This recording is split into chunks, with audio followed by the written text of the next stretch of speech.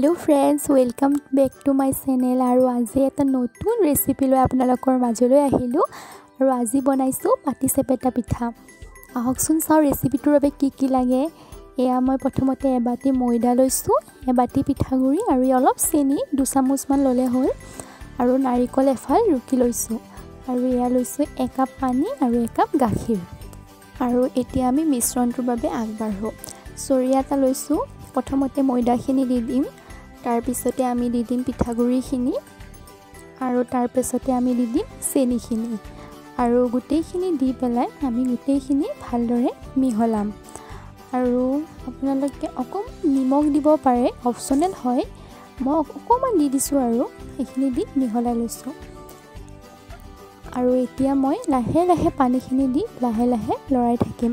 একেলগে দি নিদিব পৰিমাণটো বেছি হৈ যাবও পাৰে আৰু ইয়া গাখীৰখিনি দিছো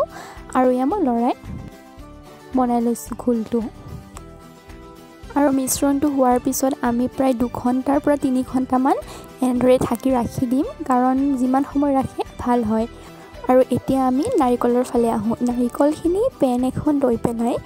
মই ভাজিম আৰু ইয়াতে আপোনালোকে নিজৰ জোখ অনুসৰি মিঠাটো কিমান পৰিমাণৰ লাগে চাই চিটি চেনিটো দিব পাৰে মই 2 চামুচৰ পৰা 3 চামুচ সৰু চামুচেৰে দিছো আৰু গুটেইখিনি চেনি দিয়া হোৱাৰ পিছত ভালদৰে মিহলাই ভাজি থাকিলে হ'ল কোনো ধৰণৰ তেল ঘি ব্যৱহাৰ কৰিব নালাগে আৰু নাৰিকলতো গাখীৰ থাকে অকমান গতিকে ধুনিয়াকৈ ভজা হৈ যাব আৰু প্ৰায় 15 মিনিট মান ভাজিব লাগিব এটা ৰঙচুৱা ৰং আহালৈ আৰু দেখিছে মোৰ ৰংটো আহালৈ মই এনেদৰে ভাজি আছো অকমান ৰঙচুৱা ৰং হৈছে আৰু ভজা হোৱাৰ পিছতে এইখিনি ঠাণ্ডা হ'বলৈ প্লেট এখন উলাই দিছো আৰু এই বাটিটোত লৈছো অকমান তেল পিঠাখিনি বনাবৰ বাবে এতিয়া আমি বনাও পিঠাখিনি আহকচোন তাৱা এখন লৈ পেলাই 1 চামুচ তেল দি ধুনিয়াকৈ তাৱাখনত দি লম আপোনালোকে তেলৰ পৰিমাণটো দেখিছে খুব কম তেল দিলে হৈ যায় তেলৰ সলনি ঘি দিব পাৰে বা মন গলে অকমান বাটাৰো দিব পাৰে কিন্তু মই তেলটোৱে প্ৰিফাৰ কৰো